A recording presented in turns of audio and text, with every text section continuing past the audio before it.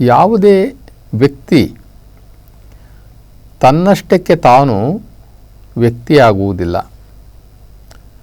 ತನ್ನಷ್ಟಕ್ಕೆ ತಾನು ಒಂದು ಶಕ್ತಿಯಾಗಿ ಸಮಾಜಕ್ಕೆ ನಿಲ್ಲೋದಿಲ್ಲ. ಒಂದು ಅವನಿಗೆ ಉತ್ತಮವಾದ ಮಾರ್ಗದರ್ಶನ ಇರಬೇಕು, ಅಥವಾ ಅವನೇ ಸ್ವಯಂ ದೇವನಿಂದ ಆದೇಶಿಸಲ್ಪಟ್ಟ, ದೇವನಿಂದ ನಿರ್ಮಾಣಪಟ್ಟ ವ್ಯಕ್ತಿಯಾಗಿರಬೇಕಷ್ಟೇ. ಅಂದರೆ ದೇವದಾಸನಾಗಿರಬೇಕು, ದೈವ ಸಂದೇಶವಾಹಕನಾಗಿರಬೇಕು, ಅಥವಾ ಅವನೊಬ್ಬ ಪ್ರವಾದಿಯಾಗಿರಬೇಕಷ್ಟೇ. ಇನ್ನು ಉಳಿದಂಥವ್ರೆಲ್ಲರೂ ಕೂಡ ಈ ಭೂಮಿಯ ಮೇಲೆ, ಈ ಜಗತ್ತಲ್ಲಿ ಬಂದ ಮೇಲೆ ಹಂತ ಹಂತವಾಗಿ ಬೆಳೀತಾ ಹೋಗ್ತಾರೆ. ಅವರಿಗೆ ಸಿಕ್ಕುವಂತಹ ಪರಿಸರ ಹೇಗಿರ್ತದೆ? ಈಗ ಒಂದು ಗಿಡ ಹಾಕ್ಬಿಡ್ತೀವಿ, ಆ ಗಿಡದಲ್ಲಿ ನಾವು ಉತ್ತಮವಾದಂತಹ ಫಲಗಳನ್ನು ಬಯಸೋದು ನಿಜ. ಅದು ಉತ್ತಮ ಭವಿಷ್ಯದಲ್ಲಿ ಒಂದು ಉತ್ತಮ ಫಲವನ್ನು ಕೊಡಬೇಕು ಅಂತ ಹೇಗೆ ಒಂದು ಮರಗಿಡಗಳನ್ನು ನಾವು ಬಯಸ್ತೀವೋ, ಹಾಗೆಯೇ ಮನುಷ್ಯನಿಂದಲೂ ಕೂಡ ನಾವು ಬಯಸ್ತೀವಿ. ಅದರಲ್ಲೂ ವಿಶೇಷವಾಗಿ ನಮ್ಮ ಜೊತೆಯಲ್ಲಿ ಹುಟ್ಟಿದಂತಹ ಅಥವಾ ನಮ್ಮ ಮಕ್ಕಳಾಗಿ ಹುಟ್ಟಿದಂಥವ್ರ ಹತ್ರ ನಾವು ಹೆಚ್ಚು ಬಯಸ್ತೀವಿ. ಸಮಾಜಕ್ಕೆ ಒಂದು ದೊಡ್ಡ ಹೆಸರನ್ನು ತರಬೇಕು, ಅದರಿಂದ ನಮಗೂ ಒಂದಷ್ಟು ಒಳ್ಳೆಯ ಹೆಸರು ಬರಬೇಕು ಅನ್ನುವಂಥದ್ದನ್ನು ನಾವು ನಿರೀಕ್ಷೆ ಮಾಡ್ತೀವಿ. ಅಂಥ ವ್ಯಕ್ತಿಗಳಿಗೆ ಸೂಕ್ತವಾದಂತಹ ಗುರುವಿನ ಬೋಧನೆ ಬೇಕಾಗುತ್ತೆ. ಇಲ್ಲಿ ನಾವು ಇಬ್ಬರನ್ನು ನಾವು ನೋಡ್ತೀವಿ ಗುರು ಸ್ಥಾನದಲ್ಲಿ. ಒಬ್ಬರನ್ನು ನಾವು ಶಿಕ್ಷಕರು ಅಂತ ಕರಿತೀವಿ. ಶಿಕ್ಷಕರು ಅಂತಂದರೆ ಅವರು ಭೌತಿಕ ಜಗತ್ತಿನ, ನಾವು ತೋರುವಂತಹ ಈ ಜಗತ್ತಿನ ಜೀವನದ ವಿಷಯಗಳನ್ನು ಮಾತ್ರ ಹೇಳ್ತಾರೆ. ಅಂದರೆ ಟೀಚರ್ಸ್ ಅಂತ ಹೇಳ್ತೀವಿ. ಟೀಚರ್ಸ್ ಅಂತಂದರೆ ಟೆಕ್ಸ್ಟ್ ಬುಕ್ಸು, ನಮಗೇನು ಒಂದು ಗೌರ್ಮೆಂಟ್ ಟೆಕ್ಸ್ಟ್ ಬುಕ್ಸು ಅಥವಾ ಇನ್ನೊಬ್ಬರು ಬರೆದಿರ್ತಕ್ಕಂಥ ಟೆಕ್ಸ್ಟ್ ಬುಕ್ಸ್ ಇರುತ್ತಲ್ಲ, ಅದರಲ್ಲಿ ನೋಡಿ ನಮಗೆ ತಿದ್ದಿ ತೀಡಿ ಹೇಳುವಂಥವ್ರಿಗೆ ನಾವು ಶಿಕ್ಷಕರು ಅಂತ ಕೇಳ್ತೀವಿ. ಇನ್ನು ಗುರುಗಳು ಅಂತಂತಂದರೆ ನಮಗೆ ಇಂದ್ರಿಯಾತೀತವಾಗಿರ್ತಕ್ಕಂಥ, ನಮಗೆ ಅರಿವಿಲ್ಲದೆ ಇರತಕ್ಕಂಥ ವಿಷಯಗಳನ್ನು ನಮಗೆ ತಿಳಿಸಿ ನಮ್ಮ ಅಂತರ್ಮುಖಿಗಳನ್ನಾಗಿ ಮಾಡಿ, ನಮಗೆ ಅಂತರ್ಮುಖಿಗಳನ್ನಾಗಿ ಮಾಡಿ ನಮ್ಮ ಇಂದ್ರಿಯಗಳನ್ನು, ನಮ್ಮ ಪಂಚೇಂದ್ರಿಯಗಳನ್ನು, ನಮ್ಮ ದಿವ್ಯ ಇಂದ್ರಿಯಗಳನ್ನೆಲ್ಲವನ್ನು ಕೂಡ ಪ್ರಚೋದನೆ ಆಗಿ ಅವುಗಳನ್ನು ದೈವೀಕರಣ ಮಾಡಿ ಕೊಡ್ತಾರಲ್ಲ, ಅವರಿಗೆ ನಾವು ಗುರುಗಳು ಅಂತೀವಿ. ಆದರೆ ನಮಗೆ ಒಂದು ಏನೇ ಕೆಲಸ ಮಾಡಬೇಕಾದ್ರೂ ಕೂಡ ಗುರು ಇರಬೇಕು, ನಮಗೊಂದು ಗುರಿನೂ ಸಹ ಇರಬೇಕು, ಉದ್ದೇಶಗಳು ಬಹಳ ಚೆನ್ನಾಗಿರಬೇಕು. ಆವಾಗ ನಾವು ಯಾವುದೇ ಕೆಲಸಗಳನ್ನು ಮಾಡಲಿಕ್ಕೆ ನಮಗೆ ಅನುಕೂಲ ಆಗುತ್ತೆ. ಮೊದಲು ಪ್ರತಿ ಮನುಷ್ಯನೂ ಕೂಡ ಸಾಧಕ ಆಗಿರ್ತಕ್ಕಂಥವನು ಚಟುವಟಿಕೆಯಲ್ಲಿ ಶ್ರೇಷ್ಠ ಮಾನವನಾಗಿರಬೇಕು. ಅಂತರ್ಶಕ್ತಿ ಸಮಾಧಾನ ಮತ್ತು ಚರಿತ್ರೆಯನ್ನು ನಮಗೆ ಸೂಚಿಸುತ್ತೆ. ಅವನು ಎಷ್ಟು ಚಟುವಟಿಕೆಯಿಂದ ಇದ್ದಾನೆ, ಅವನ ಅಂತರ್ಶಕ್ತಿ ಎಷ್ಟಿದೆ, ಅವನು ಎಷ್ಟು ಸಮಾಧಾನವಾಗಿದ್ದಾನೆ, ಮತ್ತು ಅವನ ಚಿತ್ತ, ಅವನ ಮನಸ್ಸು ಎಷ್ಟು ಪ್ರಬಲವಾಗಿದೆ ಅನ್ನುವಂಥದ್ರ ಮೇಲೆ ಅವನು ಮುಂದೆ ಏನಾಗ್ತಾನೆ ಅಂತಕ್ಕಂಥದ್ದನ್ನು ನಾವು ನೋಡ್ತೀವಿ. ಅವನಿಗೆ ಕೋಪ ಇರಬಾರ್ದು, ಸ್ವಲ್ಪ ಕೂಡ ಅವನಿಗೆ ಕೋಪ ಇರಬಾರ್ದು. ಆದರೆ ಅವನು ದಡ್ಡರಲ್ಲಿ ಹುಟ್ಟಿರ್ತಾನೆ, ಆದರೆ ಕೋಪ ಅವನಲ್ಲಿ ಇದ್ರೂ ಸಹ ಅದು ಪಶ್ಚಾತ್ತಾಪದಲ್ಲಿ ಕೊನೆಗೊಳ್ಳುತ್ತೆ. ಪ್ರತಿಯೊಬ್ಬರೂ ಕೂಡ ಕೋಪ ಅಂತಕ್ಕಂಥದ್ದೇ ಒಂದು ಪಾಪ. ಕೋಪಿಯು ಯಾವಾಗಲೂ ಪಾಪಿ ಹಾಕ್ತಾನೆ ಹೊರತು ಅವನು ಏನನ್ನೂ ಸಾಧನೆ ಮಾಡಲಿಕ್ಕಾಗೋದಿಲ್ಲ. ಪ್ರತಿಯೊಬ್ಬ ಮನುಷ್ಯನಲ್ಲೂ ಇರತಕ್ಕಂಥ ಅತಿ ದೊಡ್ಡ ದೌರ್ಬಲ್ಯ ಅಂತಂದರೆ ಕೋಪ ಮತ್ತು ಸಿಡುಕು. ಕೋಪವು ಅವನನ್ನು ಈ ದಡ್ಡತನದಲ್ಲಿ ಹುಟ್ಟಿಸುತ್ತೆ. ಅಂದರೆ ಅವನು ದಡ್ಡನಾಗಿದ್ದಾಗ ಕೋಪವು ಅವನಲ್ಲಿ ಹುಟ್ಟುತ್ತೆ. ಆದರೆ ಅದು ಕೊನೆಗೊಳ್ಳೋದು ಯಾವಾಗ ಗೊತ್ತಾ? ಪಶ್ಚಾತ್ತಾಪ ಪಟ್ಕೊಂಡಾಗ ಅದು ಕೊನೆಗೊಳ್ಳುತ್ತೆ. ಆದರೆ ಪಶ್ಚಾತ್ತಾಪ ಲೆವೆಲ್ಗೆ ಅವನು ಬರೋಷ್ಟೊಳಗೆ ಅವನು ಬೇಕಾದಷ್ಟು ದೂರುಗಳನ್ನು, ಕಂಪ್ಲೇಂಟ್ಗಳನ್ನು ಅವನು ಮಾಡ್ಕೊಂಡು ಬಿಟ್ಟಿರ್ತಾನೆ. ಅವನಿಗೆ ಸದಾ ಚಟುವಟಿಕೆಗಳಿಂದ ಇರ್ತಕ್ಕಂಥದ್ದು, ಅವನ ಅಂತರ್ಶಕ್ತಿಯನ್ನು ಜಾಸ್ತಿ ಮಾಡಿಕೊಳ್ಳುವಂಥದ್ದು, ಸಮಾಧಾನ ಚಿತ್ತದಿಂದ ಇರ್ತಕ್ಕಂಥದ್ದು ಒಂದು ಕ್ಯಾರೆಕ್ಟರ್. ಆದರೆ ಈ ಕೋಪ ಅಂತಕ್ಕಂಥದ್ದನ್ನು ಅವನು ಕಳ್ಕೊಳ್ಳೋಷ್ಟರೊಳಗೆ ಎಷ್ಟೋ ದಿನ ಆಗಿಬಿಡ್ತದೆ. ಆದರೆ ಎಷ್ಟೋ ಕಂಪ್ಲೇಂಟ್ಗಳು ತೊಗೊಂಡ್ಬಿಟ್ಟಿರ್ತಾನೆ. ಆವಾಗ ಪಶ್ಚಾತ್ತಾಪ ಪಡ್ತಾನೆ, ಆವಾಗ ಏನೂ ಪ್ರಯೋಜನ ಆಗೋದಿಲ್ಲ. ಆ ಪಶ್ಚಾತ್ತಾಪದ ಹಿಂದೆ ಪಶ್ಚಾತ್ತಾಪ ಏನೋ ಆಗಿ ಕೋಪವನ್ನು ಅವನು ಬಿಡ್ಬೋದು, ಆದರೆ ಆ ಕೋಪದಿಂದ ಆದಂತಹ ಅನಾಹುತಗಳಿದೆಯಲ್ಲ ಅದನ್ನು ನಾವು ಸರಿಪಡಿಸ್ಕೊಳಕ್ಕಾಗೋದಿಲ್ಲ. ಈ ಒಂದು ಸಣ್ಣ ಕಾರ್ಯವನ್ನು ನಾವು ಉತ್ತಮವಾಗಿ ಮುಗಿಸ್ಬೇಕು ಅನ್ನುವಂತಹ ಹಠಾಚ್ಛಲ ಇಟ್ಕೊಂಡ್ರೆ, ಅಂದರೆ ಸಣ್ಣ ಕಾರ್ಯನೇ ಇರ್ಬೋದು, ಈ ಸಣ್ಣ ಕಾರ್ಯವನ್ನೇ ನಾನು ಉತ್ತಮವಾಗಿ, ನಾನು ಅಚ್ಚುಕಟ್ಟಾಗಿ, ನಾನು ಪ್ರಭಾವಿಯಾಗಿ ಇದನ್ನು ಒಂದು ಅರ್ಪಣೆಯ ರೀತಿಯಲ್ಲಿ ಈ ಚಿಕ್ಕ ಕೆಲಸ ಅಂಥೇಳಿ ನಾವು ಮಾಡಿ ಮುಗಿಸ್ಲಿಕ್ಕೆ ಹೋದರೆ, ಆದರೆ ಅದು ನಮಗೆ ಗೊತ್ತಿಲ್ಲದೇ ಒಂದು ದೊಡ್ಡ ಕೆಲಸವೇ ಆಗಿರ್ತದೆ. ಯಾಕೆ ಅಂತಂದರೆ ಅಲ್ಲಿ ನಮಗೆ ಒಂದು ಗುರಿ ಇತ್ತು, ಶ್ರದ್ಧೆ ಇತ್ತು, ಹಠಾಚ್ಛಲ ಇತ್ತು, ಇದನ್ನು ನಾನು ಮಾಡಿ ಮುಗಿಸ್ಬೇಕು ಅನ್ನುವಂತಹ ಬದ್ಧತೆ ಇದ್ದಿದ್ದರಿಂದ ಈ ಸಣ್ಣ ಕೆಲಸವನ್ನು ನಾನು ಅಚ್ಚುಕಟ್ಟಾಗಿ ಮಾಡಿ ಮುಗಿಸ್ತೀನಿ ಅಂತ ನಾವು ಹೋದವರು, ಆದರೆ ಒಂದು ದೊಡ್ಡ ಕೆಲಸವನ್ನೇ ನಾವು ಮಾಡಿ ಮುಗಿಸಿರ್ತೀವಿ. ಆವಾಗ ನಮಗೆ ಕಾಯ್ತಾ ಇರ್ತದೆ ಯಾವುದು, ಈ ಚಪ್ಪಾಳೆ. ಈ ಚಪ್ಪಾಳೆ ಅಂತಕ್ಕಂಥದ್ದು ಇದೆಯಲ್ಲ, ಅದು ಈ ವಿಜಯಕ್ಕೋಸ್ಕರ ಕಾಯ್ತಾ ಇರ್ತದೆ. ನಮ್ಮ ಜೀವನದಲ್ಲಿ ಯಾರಾದರೂ ನಮಗೊಂದು ಚಪ್ಪಾಳೆ ತಟ್ಟಿದ್ರು ಅಥವಾ ನಮಗೆ ಪ್ರಶಂಸೆ ಮಾಡಿದ್ರು ಅಂತಂತಂದರೆ ಅದು ನಮಗೆ ಉತ್ತೇಜನ. ನಾವು ಇನ್ನಷ್ಟು ಕೆಲಸಗಳು ಮಾಡಬೇಕು, ಇನ್ನಷ್ಟು ನಾವು ಸಮಾಜಮುಖಿಯಾಗಿ ನಡಿಬೇಕು, ಸಮಾಜಕ್ಕೆ ಬೇಕಾಗಿ ಬದುಕಬೇಕು ಅನ್ನುವಂಥದ್ದು ಸೇರಿ ನಾವು ಕೊಡುವಂಥದ್ದೇನೆ ಈ ಚಪ್ಪಾಳೆ. ಈ ಚಪ್ಪಾಳೆ ಯಾವಾಗಲೂ ಕೂಡ ವಿಜಯಕ್ಕೋಸ್ಕರ ಕಾಯ್ತಾ ಇರ್ತದೆ. ಯಾರೇನು ಒಳ್ಳೆ ಕೆಲಸ ಮಾಡ್ತಾರೆ, ಯಾರಿಗೆ ಚಪ್ಪಾಳೆ ಹೊಡೆಯೋಣ, ಯಾರಿಗೆ ಹೂನಾರ ಹಾಕೋಣ, ಯಾರನ್ನು ಹೊಗಳೋಣ ಅಂಥೇಳಿ ಈ ಚಪ್ಪಾಳೆಗಳು ನಮಗೆ, ಈ ಚಪ್ಪಾಳೆ ಸದ್ದು ಅಂದರೆ ಏನು ಅಂತಂತಂದರೆ ನೀವು ಇನ್ನಷ್ಟು ಕೆಲಸ ಮಾಡಬೇಕು, ಇನ್ನೂ ಚೆನ್ನಾಗಿ ಮಾಡಬೇಕು, ಈಗ ನೀವು ಮಾಡಿದ್ದೀರಿ ಇನ್ನಷ್ಟು ನೀವು ಮಾಡಬೇಕು ಅನ್ನುವಂಥದ್ದು. ಮತ್ತು ಹೂವಿನ ಹಾರ ಅಂತಾರೆ, ಅದು ಹೂವಿನ ಹಾರ ಅಲ್ಲ, ಅದು ಜವಾಬ್ದಾರಿಯ ಭಾರ. ಹೂವಿನ ಹಾರ ಅದು ಜವಾಬ್ದಾರಿಯ ಭಾರ. ಒಂದು ಹೂವಿನ ಹಾರ ಹಾಕೋದ್ರ ಮುಖಾಂತರ ಇನ್ನಷ್ಟು ನಿಮಗೆ ಕೆಲಸಗಳನ್ನು ಮಾಡಬೇಕು ಅನ್ನುವಂತಹ ಭಾರವನ್ನು ನಮ್ಮ ಮೇಲೆ ಹಾಕ್ತಾರೆ. ನಮ್ಮ ಯೋಜನೆಯಂತೆಯೇ ನಮ್ಮ ಜೀವನ ಉತ್ತಮವಾಗುತ್ತೆ ಅಥವಾ ಹಾಳಾಗುತ್ತೆ. ಅದರಿಂದ ನಾವು ಉತ್ತಮವಾಗಿ ಯೋಚಿಸಬೇಕು, ಉತ್ತಮವಾಗಿ ನಾವು ಬದುಕಬೇಕಾಗುತ್ತೆ. ನಮ್ಮ ಯೋಜನೆಗಳು, ನಮ್ಮ ಜೀವನ ಇವೆರಡೂ ಕೂಡ ನಮ್ಮ ಆಲೋಚನೆ ಮೇಲೆ ನಿಂತಿರ್ತವೆ. ಈ ಆಲೋಚನೆಗಳು ಯಾವಾಗಲೂ ಉತ್ತಮವಾಗಿರಬೇಕು, ಫಲವತ್ತಾಗಿ ನಮಗೆ ಅದು ಫಲವತ್ತು ಕೊಡುತ್ತೆ. ನಮ್ಮ ಆಲೋಚನೆಗಳಲ್ಲಿ ಸತ್ಯ ಇದೆ, ಸತ್ವ ಇದೆ, ಒಳ್ಳೆ ನಿರ್ಧಾರಗಳಿದ್ದಾವೆ, ಇದರಲ್ಲೊಂದು ಜೀವಶಕ್ತಿ ಇದೆ ಅನ್ನುವಂಥ ವ್ಯವಸ್ಥೆ ಇದ್ದರೆ ಆ ಆಲೋಚನೆಗಳಲ್ಲಿ ನಮ್ಮ ಜೀವನ ಬಹಳ ಉತ್ತಮವಾಗಿರ್ತದೆ, ನಮ್ಮ ಬದುಕು ಉತ್ತಮವಾಗಿರ್ತದೆ. ಚಪ್ಪಾಳೆ ತಟ್ಟಿಸಿಕೊಳ್ಳುವ ಲೆವೆಲ್ಗೆ ನಾವು ಬೆಳಿತೀವಿ.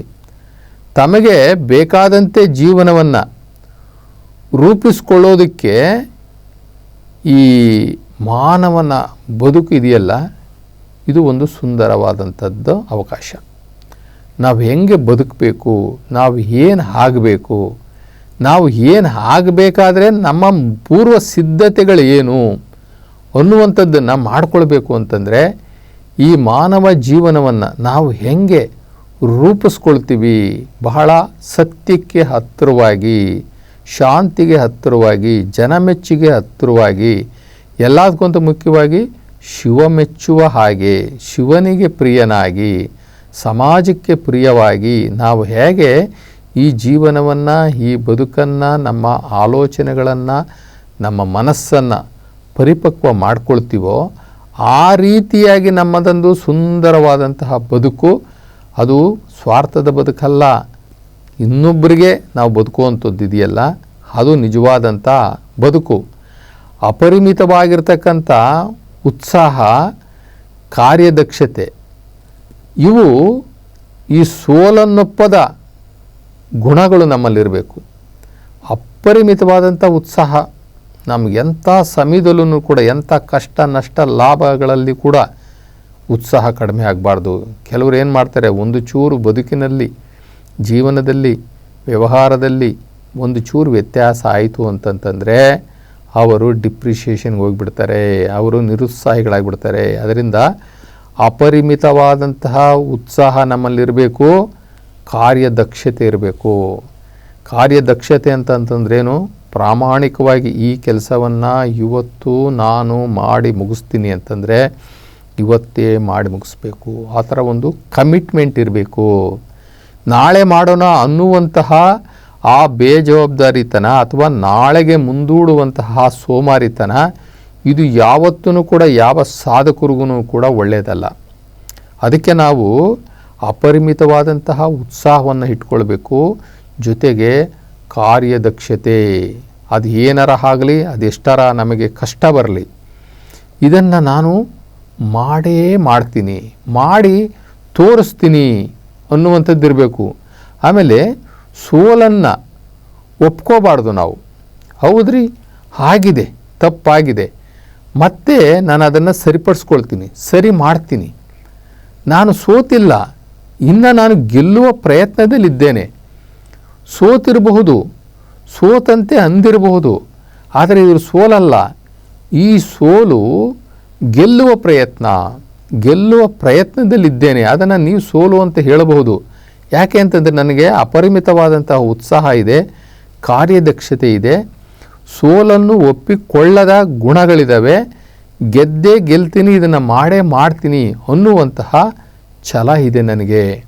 ಅದರಿಂದ ನನಗೆ ಈ ಗೆಲುವಿದೆಯಲ್ಲ, ಇದು ನನಗೆ ಶತಸಿದ್ಧ ಅನ್ನುವಂಥದ್ದು ಒಬ್ಬ ಸಾಧಕನಿಗೆ ಇರಬೇಕು. ಜೊತೆಗೆ ಈ ಮಾನವ ಬುದ್ಧಿವಂತನಾಗಲು ಅವನು ಯೋಚಿಸೋದಕ್ಕೆ ಮುಂಚೆ ಅವನು ನಾನು ಮಾಡ್ತಾ ಇರ್ತಕ್ಕಂಥದ್ದು ಲೋಕ ಕಲ್ಯಾಣಕ್ಕ ಅಥವಾ ಸಮಾಜ ಕಲ್ಯಾಣಕ್ಕ ಅಥವಾ ನನ್ನ ಸ್ವಾರ್ಥಕ್ಕ. ಇಲ್ಲಿ ಸ್ವಾರ್ಥಿ ಜೀವನ ನಾವು ಮಾಡಿ ದೊಡ್ಡ ಚಪ್ಪಾಳೆ ತಟ್ಟಿಸ್ಕೊಳ್ತೀವಿ ಅಂತಂದರೆ ಪ್ರಯೋಜನ ಇಲ್ಲ. ಯಾರು ಬೇಕಾದ್ರೂ ಕೂಡ ಸ್ವಾರ್ಥಕ್ಕೆ ಬದುಕ್ಬೋದು. ಗಂಡ, ಮನೆ, ಮಕ್ಕಳು, ಮೊಮ್ಮಕ್ಕಳು, ಸಂಸಾರ, ಇದು ಯಾವುದೇ ಅಚೀವ್ಮೆಂಟ್ ಅಲ್ಲ. ಇದು ಯಾವುದೇ ಅಚೀವ್ಮೆಂಟ್ ಅಂತ ಅನಿಸೋದೇ ಇಲ್ಲ. ಇದೊಂದು ಸಾಧನೆ, ಏನೋ ದೊಡ್ಡ ಕಿರೀಟ ಮಾಡಿಬಿಟ್ಟಿದ್ದೀವಿ ಅಂತ ಅನಿಸೋದೇ ಇಲ್ಲ. ಹಾಗಾದರೆ ನಮ್ಮ ಸಾಧನೆಗಳು ಯಾವ ಕಡೆ ಇರಬೇಕು? ನಮ್ಮ ಸಾಧನೆಗಳು ಸಮಾಜಮುಖಿಯಾಗಿರಬೇಕು. ನಮ್ಮ ಸಾಧನೆಗಳು ಲೋಕ ಕಲ್ಯಾಣಾರ್ಥವಾಗಿರಬೇಕು. ನಮ್ಮಿಂದ 4 ಜನಕ್ಕೆ ಒಳ್ಳೆಯದಾಗುತ್ತೆ. ಇವಾಗ ಬೇಕಾದಷ್ಟು ಜನ ಸೈನ್ಸಿಸ್ಟ್ಗಳು ಏನೆಲ್ಲ ಕಂಡುಹಿಡಿದ್ಬಿಟ್ಟು ಹೋದರು. ಟೆಲಿಫೋನ್ ಕಂಡುಹಿಡಿದ್ರು ಅಲ್ವಾ, ಸೆಲ್ಫೋನ್ಗಳು ಕಂಡುಹಿಡಿದಿದ್ದಾರೆ, ಎಲೆಕ್ಟ್ರಿಸಿಟಿ ಕಂಡುಹಿಡಿದಿದ್ದಾರೆ, ಟಿ ವಿ ಕಂಡುಹಿಡಿದಿದ್ದಾರೆ, ರೈಲ್ ಕಂಡುಹಿಡಿದಿದ್ರು, ಬಸ್ ಕಂಡುಹಿಡಿದ್ರು. ಇವೆಲ್ಲ ಕಂಡುಹಿಡಿದವರು ಅವ್ರಿಗೋಸ್ಕರ ಕಂಡುಹಿಡಿದ್ರ ಅಥವಾ ಅವ್ರ ಸ್ವಾರ್ಥಕ್ಕೋಸ್ಕರ, ಅವರ ಹೆಂಡತಿ ಮಕ್ಕಳಿಗೋಸ್ಕರ ಅವರು ಬದುಕ್ಬೋದಾಗಿತ್ತಲ್ಲ? ಬೇರೆ ಏನೋ ದಾರಿ, ಹಣವನ್ನು ಸಂಪಾದನೆ ಮಾಡುವ ದಾರಿ, ಆಸ್ತಿಯನ್ನು ಸಂಪಾದನೆ ಮಾಡುವ ದಾರಿ, ಅವರ ಮಕ್ಕಳಿಗೆ ಅವರ ಮೊಮ್ಮಕ್ಕಳಿಗೆ ಹಣವನ್ನು ಮಾಡಿಕೊಡುವಂಥದ್ದು, ಆಸ್ತಿಯನ್ನು ಮಾಡಿಕೊಡುವಂಥದ್ದು, ಅಂಥದಕ್ಕೆ ಹೋಗಲಿಲ್ಲ ಅವರು.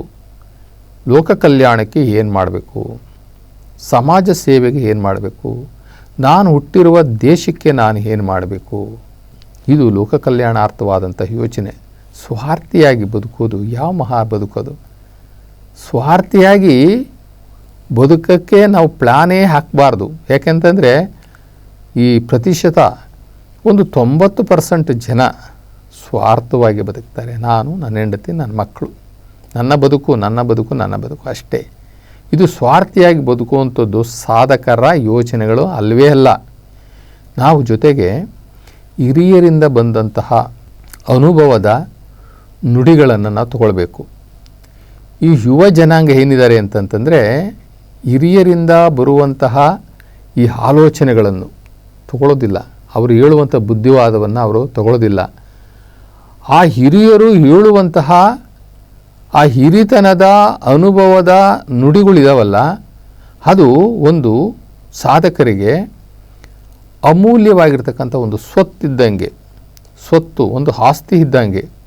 ಹಿರಿಯರ ಅನುಭವದ ನುಡಿಗಳು, ಅವರ ಒಂದು ಸಜೆಷನ್ಸ್ ಏನಿದೆಯಲ್ಲ, ಅವರು ಮುಂಜಾಗ್ರತೆಯ ವಿಷಯಗಳನ್ನು ಹೇಳ್ತಾರಲ್ಲ, ಇದು ನಮಗೆ ಒಂದು ದಾರಿದೀಪಗಳು.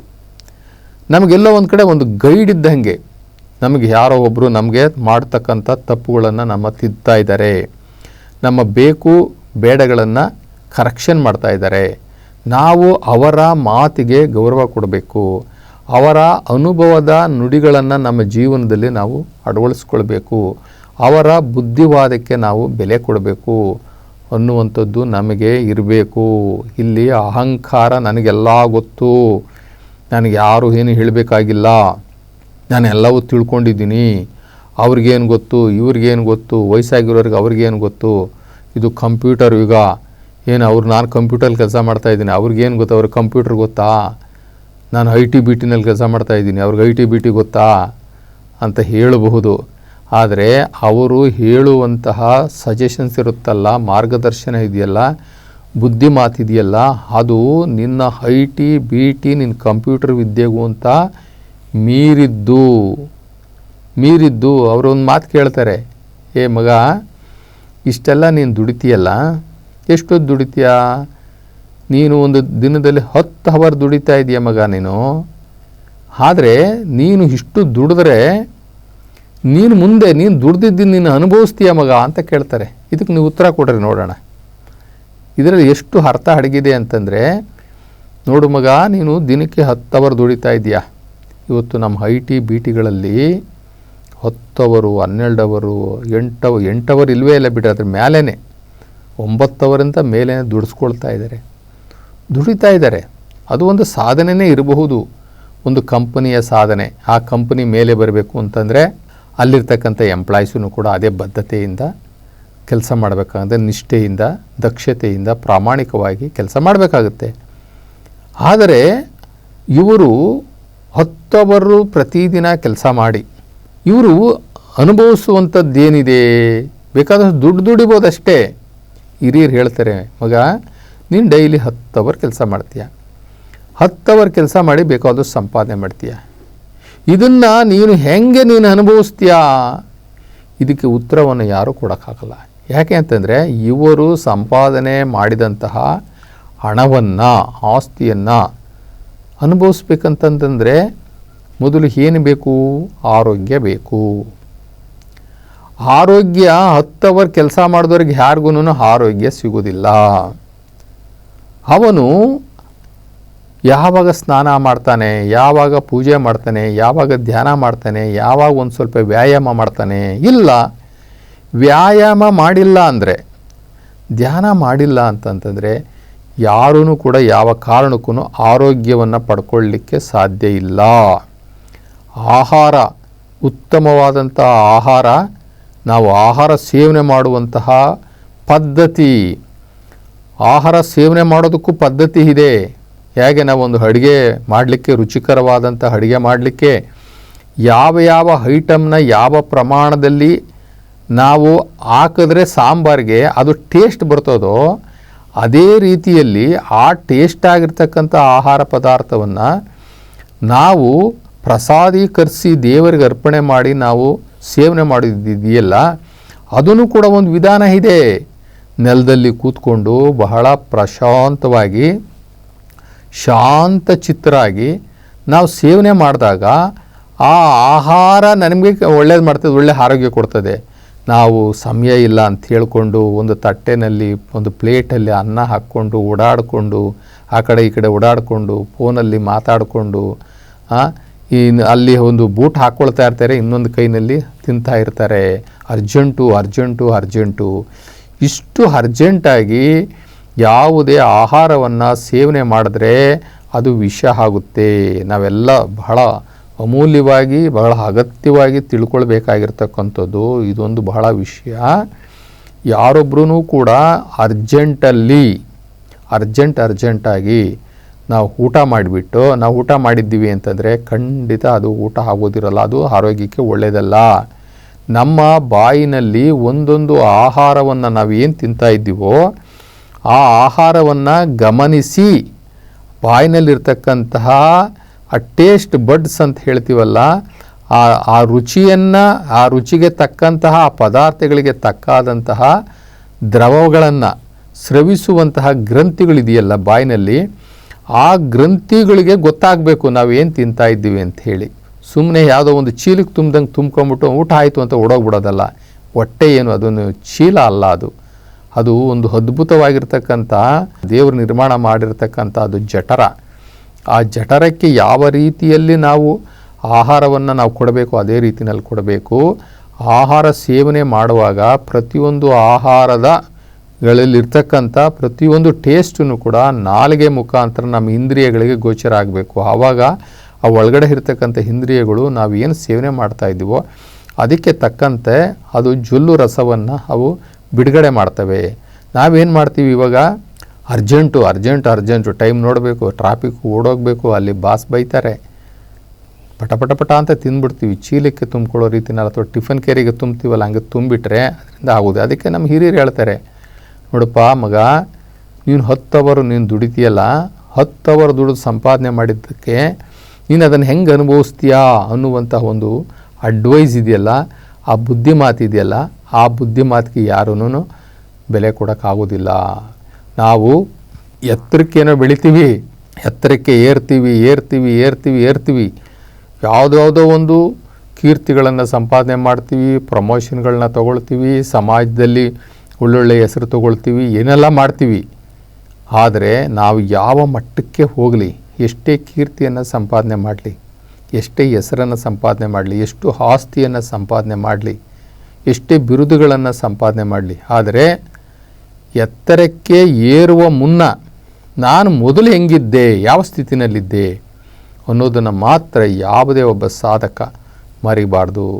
ನಾನು ಈ ಲೆವೆಲಿಗೆ ಬಂದಿದ್ದೀನಲ್ಲ, ನಾನು ಈ ಸ್ಥಾನಮಾನದಲ್ಲಿ ನಾನು ನಿಂತಿದ್ದೀನಲ್ಲ, ಇವತ್ತು ಎಲ್ಲರೂ ನನ್ನ ಕಡೆ ನೋಡಂಗೆ ಆಗಿದಾರಲ್ಲ, ಎಲ್ಲರೂ ನನಗೊಂದು ಚಪ್ಪಾಳೆ ತಟ್ಟಂಗೆ ಆಗಿದಾರಲ್ಲ ಅಂತ ನಾವು ಬೀಗೋದ್ರ ಜೊತೆಗೆ ನಾನು ಮೊದಲು ಅಂದರೆ ಈ ಒಂದು ಮಟ್ಟಕ್ಕೆ ಏರುವುದಕ್ಕೆ ಮುಂಚೆ, ಈ ಎತ್ತರಕ್ಕೆ ಏರುವ ಮುನ್ನ ನಾನು ಯಾವ ಸ್ಥಿತಿಯಲ್ಲಿದ್ದೆ ಅನ್ನುವಂಥದ್ದನ್ನು ಯಾವ ಸಾಧಕನೂ ಕೂಡ ಮರಿಬಾರ್ದು. ನಮ್ಮ ಬುದ್ಧಿವಂತಿಕೆ ಸದಾ ಇತರರಿಗೆ ಉಪಯೋಗ ಹಂಗಿರಬೇಕು. ನಮಗೇನು ತಿಳುವಳಿಕೆ ಇದೆ, ನಮಗೇನು ಬುದ್ಧಿವಂತಿಕೆ ಇದೆ, ಅದು ಇನ್ನೊಬ್ಬರಿಗೆ ಉಪಯೋಗ ಆಗಬೇಕು. ನಮ್ಮ ಬುದ್ಧಿವಂತಿಕೆ, ನಮ್ಮ ತಿಳುವಳಿಕೆ ಅದು ಇನ್ನೊಬ್ಬರಿಗೆ ಅನುಕೂಲ ಆಗಿರಬೇಕು. ನಮ್ಮ ಬುದ್ಧಿವಂತಿಕೆ, ನಮ್ಮ ತಿಳುವಳಿಕೆಗೆ ಅದು ನಮ್ಮ ಸ್ವಾರ್ಥಕ್ಕೆ ಬಳಕೆ ಆಗಬಾರ್ದು. ಆ ತಿಳುವಳಿಕೆ ಮತ್ತು ಆ ಬುದ್ಧಿವಂತಿಕೆ ಇದೆಯಲ್ಲ, ಅದು ದೇಶಕ್ಕೆ ಒಳ್ಳೇದು ಮಾಡೋಂತಿರಬೇಕು, ಕೆಟ್ಟದ್ದಲ್ಲ. ಇವತ್ತು ನಾವು ಯಾವ್ಯಾವುದೋ ಆತಂಕವಾದಿಗಳನ್ನು ನೋಡ್ತೀವಿ. ಇವತ್ತು ಆತಂಕವಾದವನ್ನು ಮಾಡ್ತಾ ಇರ್ತಕ್ಕಂಥ ಆತಂಕವಾದಿಗಳಿದ್ದಾರಲ್ಲ, ಅವ್ರಿಗೆ ಸಣ್ಣ ಪುಟ್ಟವರಲ್ಲ, ಅವರೆಲ್ಲ ದೊಡ್ಡ ದೊಡ್ಡ ಇಂಜಿನಿಯರ್ಗಳು, ದೊಡ್ಡ ಟೆಕ್ನಾಲಜಿ ಇರ್ತಕ್ಕಂಥವ್ರು, IT-BTನಲ್ಲಿ ಅವರು ಓದಿರ್ತಕ್ಕಂಥವ್ರು. ಅಂಥವ್ರ ಕೈನಲ್ಲೇ ಇಷ್ಟು ದೊಡ್ಡ ಬಾಂಬ್ಗಳನ್ನು ತಯಾರಿಸಿ ಅದನ್ನು ಬ್ಲಾಸ್ಟ್ ಮಾಡಿಸಿ ನೂರಾರು ಜನಗಳನ್ನು ಕೊಂದು ನೂರಾರು ಜನಗಳಿಗೆ ಕೆಟ್ಟದ್ದನ್ನು ಮಾಡಿ ಅವರು ಇವತ್ತು ಜಗತ್ತನ್ನೇ ಹಾಳು ಮಾಡ್ತಾ ಇರ್ತಕ್ಕಂಥದ್ದನ್ನು ನಾವು ನೋಡ್ತಾ ಇದ್ದೀವಿ. ಅದನ್ನು ಬುದ್ಧಿವಂತಿಕೆ. ಆ ಬುದ್ಧಿವಂತಿಕೆಯನ್ನು ಅವರು ಏನಕ್ಕೆ ಉಪಯೋಗಿಸ್ಕೊಂಡ್ರು? ಕೆಟ್ಟದಕ್ಕೆ ಉಪಯೋಗಿಸ್ಕೊಂಡ್ರು. ಅವರ ನಾಲೆಡ್ಜನ್ನು, ಅವರ ಕ್ವಾಲಿಫಿಕೇಷನನ್ನು, ಅವರ ಅರ್ಹತೆಯನ್ನು, ವಿದ್ಯಾರ್ಹತೆಯನ್ನು, ಅವರ ತಿಳುವಳಿಕೆ, ಬುದ್ಧಿವಂತಿಕೆ ಎಲ್ಲವನ್ನೂ ಕೂಡ ಅವರು ಏನು ಮಾಡಿದ್ರು? ಕೆಟ್ಟದಕ್ಕೆ ಉಪಯೋಗಿಸ್ಕೊಂಡ್ರು. ಈ ಕಡೆ ತನ್ನ ಸ್ವಾರ್ಥ ಅಂತಲೇ ಹೇಳ್ಬೋದು, ಅಥವಾ ಇವರಿಗೆ ಅಲ್ಪಜ್ಞಾನಿಗಳು. ಈ ಅಲ್ಪಜ್ಞಾನದಿಂದ ಅವರು ಸಮಾಜಮುಖಿಯಾಗಿ ಬದುಕದೆ ಸಮಾಜಕ್ಕೆ ಘಾತಕರಾಗಿ ತಮಗೆ ತಿಳಿದಂತಹ ಬುದ್ಧಿವಂತಿಕೆಯನ್ನು, ಜ್ಞಾನವನ್ನು, ಅರಿವನ್ನು, ಟೆಕ್ನಾಲಜಿಯನ್ನು, ಅವರ ಎಜುಕೇಷನನ್ನು ಎಲ್ಲವನ್ನು ಕೂಡ ಕೆಟ್ಟ ಮಾರ್ಗದಲ್ಲಿ ಉಪಯೋಗಿಸ್ಕೊಂಡಿದ್ದರಿಂದ ಅವರು ಸಮಾಜಕ್ಕೆ ಕಂಟಕರಾಗಿರ್ತಾರೆ. ಅವರಿಗೆ ಹೃದಯ ಶ್ರೀಮಂತಿಕೆ ಇಲ್ಲ. ಒಂದು ಹೃದಯವನ್ನು ಅರ್ಥ ಮಾಡ್ಕೊಳ್ಬೇಕು ಅಂತಂದರೆ ಅವನು ಹೃದಯವಂತನೇ ಆಗಿರಬೇಕು. ಅದಕ್ಕೆ ಹೇಳ್ತಾರೆ ಸಹೃದಯಿ ಅಂತ ಹೇಳ್ತಾರೆ. ಸಹೃದಯಿ ಆಗಿರಬೇಕು. ಆ ಹೃದಯಗಳ ಮಿಡಿತ, ಇನ್ನೊಬ್ಬರ ಮಿಡಿತ ಇರಬೇಕು. ಕರುಣೆ, ದಯೆ, ಕೃಪೆ, ಇನ್ನೊಬ್ಬರನ್ನು ಅರ್ಥ ಮಾಡಿಕೊಳ್ಳುವಂತಹ ಒಂದು ಒಳ್ಳೆಯ ಸಮಾಧಾನವಾಗಿರ್ತಕ್ಕಂಥ ಸಾಂತ್ವನದ ಮಾತುಗಳು ಇವೆಲ್ಲವಿರಬೇಕು. ಹೃದಯ ಶ್ರೀಮಂತಿಕೆ ಇದೆಯಲ್ಲ, ಹೃದಯ ಸ್ಪಂದನ ಇದೆಯಲ್ಲ, ಹೃದಯದ ಮಾತು ಅಂತ ಹೇಳ್ತೀವಲ್ಲ, ಇದು ಹೃದಯವಂತರಿಗೆ ಮಾತ್ರ. ಹೃದಯವಂತರು ಅಂತಂತಂದರೆ ಯಾರಿಗೂ ಹೃದಯ ಇಲ್ದಂಗೆ ಅಲ್ಲ. ಆ ಹೃದಯ ಇದೆಯಲ್ಲ, ಆ ಹೃದಯದ ಲಕ್ಷಣಗಳು ದಯೆ, ಕರುಣೆ, ಸಹನೆ, ಇನ್ನೊಬ್ಬರಿಗೆ ಸಮರ್ಪಣೆ ಮಾಡಿಕೊಳ್ಳುವಂಥದ್ದು ಇದೆಯಲ್ಲ, ಅದು ಹೃದಯದ ನಿಜವಾದಂತಹ ಅರ್ಹತೆಗಳು, ಅದರ ಕ್ಯಾರೆಕ್ಟರ್ಸು. ಇಂತಹ ಒಂದು ಸಹೃದಯ ಅದು ಇನ್ನೊಬ್ಬರನ್ನು ಅರ್ಥ ಮಾಡಿಕೊಳ್ಳುವಂಥದ್ದು ಆ ಹೃದಯದ ಮಾತು. ಯಾವುದಿಲ್ಲ ಅಂದ್ರೂ ಕೂಡ ಅವನಲ್ಲಿ ದಯೆ ಮತ್ತು ಕರುಣೆ. ಇವತ್ತು ಈ ಆತಂಕವಾದಿಗಳಿಗೆ ದಯೆನೂ ಇಲ್ಲ, ಕರುಣೆನೇ ಇಲ್ಲ. ಅವರು ಬರೀ ರಾಕ್ಷಸ ಸ್ವಭಾವ, ಕೊಲ್ಲುವಂಥದ್ದು ಅಂತಂಥದ್ದು ಅತ್ಯಂತ ಮಾನವ ಈ ಕುಲಕೋಟಿಗೆ, ಮಾನವನ ಇತಿಹಾಸಕ್ಕೆ, ಮಾನವನ ಜನ್ಮಕ್ಕೇ ಕಳಂಕ ತರುವಂಥದ್ದು. ಯಾರ ಒಬ್ಬರ ಪ್ರಾಣವನ್ನು ತೆಗೆಯುವಂಥ ಹಕ್ಕು ಈ ಜಗತ್ತಿನಲ್ಲಿ ಯಾರಿಗೂ ಇಲ್ಲ. ಯಾಕೆ ಅಂತಂದರೆ ಅದು ದೇವನಿಗೆ ಮಾತ್ರ ಬಿಟ್ಟದ್ದು. ಒಂದು ಜೀವಿಯನ್ನು ಈ ಭೂಲೋಕದಲ್ಲಿ ಹುಟ್ಟಿಸೋದು ಮತ್ತು ಅವನನ್ನು ಇಲ್ಲಿಂದ ಕರ್ಕೊಳ್ಳುವಂಥದ್ದು, ಆ ಎರಡು ಕೆಲಸಗಳು ಆ ಶಿವನಿಗೆ ಬಿಟ್ಟಿದೆ ಹೊರತು ಇಲ್ಲಿ ಇನ್ನೊಬ್ಬರ ಪ್ರಾಣಹರಣ ಮಾಡುವಂತಹ ಅಧಿಕಾರವನ್ನು ಯಾರಿಗೂ ಕೊಟ್ಟಿಲ್ಲ. ಯಾಕೆಂದರೆ ಮಾನವನಿಗೆ ಒಂದು ಜೀವವನ್ನು ಸೃಷ್ಟಿ ಮಾಡುವ ಶಕ್ತಿ ಮಾನವನಿಗೆ ಇಲ್ಲ. ಒಂದು ಜೀವವನ್ನು ಸೃಷ್ಟಿ ಮಾಡುವಂತಹ ಜ್ಞಾನ ಈ ಮನುಷ್ಯನಿಗೆ ಇಲ್ಲ. ಆದ್ದರಿಂದ ಇವನಿಗೆ ಒಂದು ಜೀವವನ್ನು ತೆಗೆಯೋದಕ್ಕೂ ಕೂಡ ಇವನಿಗೆ ಅಧಿಕಾರವಿಲ್ಲ. ಯಾರಿಗೆ ಜೀವವನ್ನು ಕೊಡುವಂತಹ ಜ್ಞಾನ ಇದೆ, ಶಕ್ತಿ ಇದೆ, ಅಂಥವ್ರು ಮಾತ್ರ. ಅವರು ಯಾರು? ಶಿವನಿಗೆ ಈ ಭೂಲೋಕದಲ್ಲಿ ಜೀವಿಗಳನ್ನು ಹುಟ್ಟಿಸೋದು ಗೊತ್ತು, ಜೀವದಾನ ಮಾಡೋದು ಗೊತ್ತು, ಮತ್ತು ಅವನ ಸಾವನ್ನು ಕೊಡೋದು ಗೊತ್ತು.